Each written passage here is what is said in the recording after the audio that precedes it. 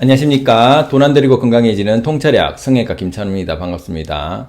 오늘 주제는 트림에 대해서 설명드릴 것인데요. 이 트림이라는 것은 어떤 특별한 질환으로도 분류가 잘 안 되다 보니까 많이 괴로워는 하는데 실제 병원에 가면은 별로 해줄 게 없는, 그렇지만 자기는 무척 답답한, 심지어 심장이 조여온다, 가슴이 너무 답답하다, 이런 표현까지 많이 하시죠. 그래서 이제 준비를 해봤었고요. 이 트림은 여러 가지 이제 이유로 생깁니다. 그 과정을 하나하나 설명을 드리면서 단계로 이제 나눠보겠습니다.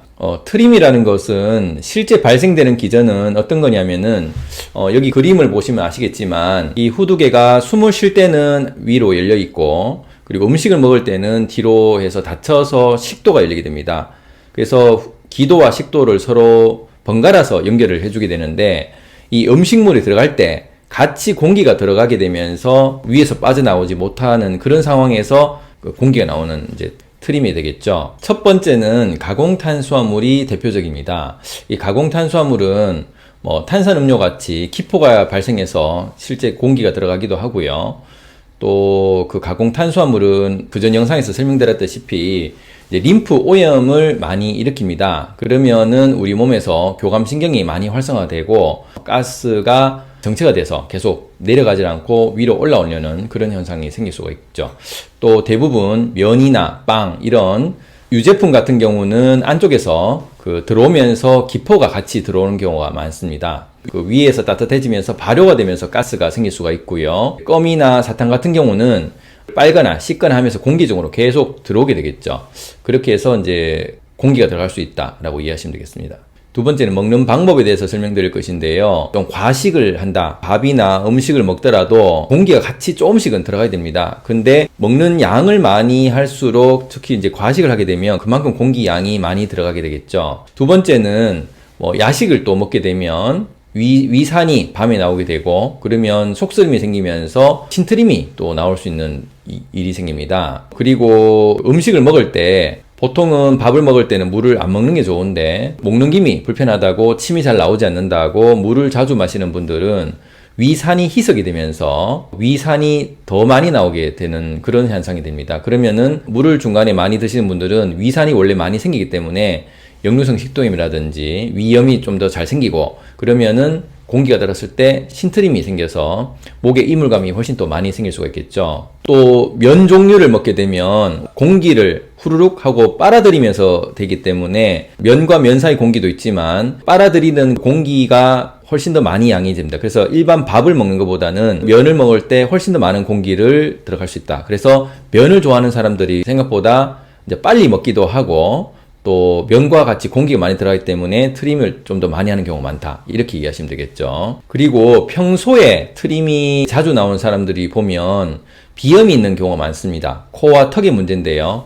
턱이 무턱이거나 코가 막힘이나 콧물이 나는 분들은 잘 때 대부분 입을 벌리고 자고 구강호흡으로 인해서 많은 양의 공기가 들어가기 때문에 평소 공기가 들어갈 가능성이 많다, 이렇게 이해하시면 되겠고요. 가장 많은 경우가 이제 장의 문제입니다. 이 장이란 것은 교감신경이 활성화되면 장은 멈출 수밖에 없고, 부교감신경이 활성화되면 이제 장이 움직입니다.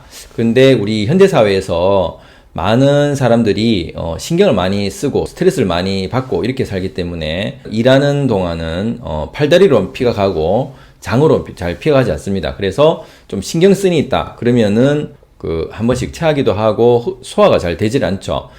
이런 경우는 위장이나 소장이나 이런 장들이 멈춰서 잘 움직이지 않다 보니까 음식은 먹었는데 공기는 들어갔지만은 위에 멈춰서 장으로 더 내려가지 않는 거죠. 그러면은 있던 공기들이 조금씩 나오면서 계속 잔트림이 나오면서 신경 쓰이게 할 수 있다. 그래서 이런 장의 문제가 상당히 많다라고 이해하시면 되겠고요.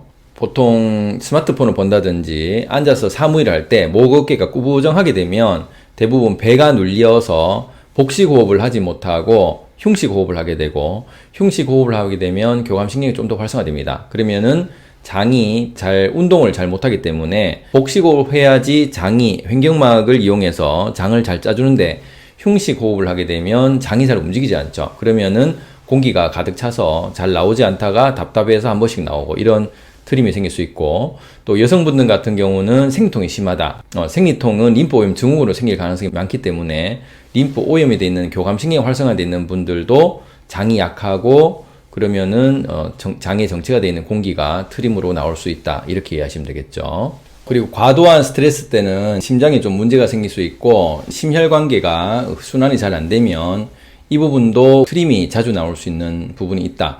결국 이 트림이란 신호는 내 몸에 과도한 스트레스가 있다라는 것을 알려주는 신호라는 거죠. 그래서 절대 우리가 쉽게 생각하면 안 되고 나중에 이 트림을 오래 앓았던 사람들이 심장에 문제까지 생기는 경우도 있다라는 걸 이해하시고 트림을 절대 간과하지 말고 지켜보셔야 된다. 이렇게 이해하시면 되겠습니다. 그러면 어떻게 트림을 치료를 하게 되냐면은 일단 이 몸 자세를 이제 바르게 피하는 게 좋습니다. 몸을 구부정하게 있으면 장이 눌리기 때문에 그렇죠.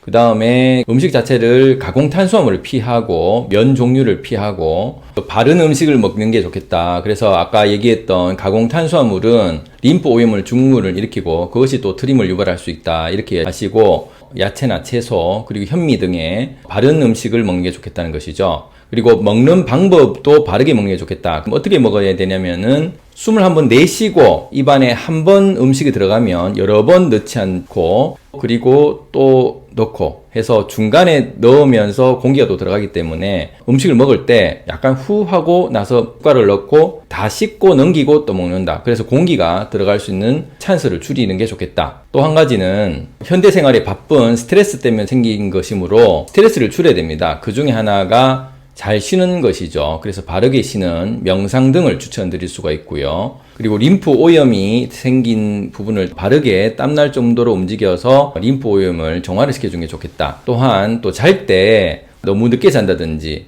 이러면서 신트림이 생길 수 있기 때문에 일찍 좀 자서 편안하게 숙면을 취하는 게 좋겠다.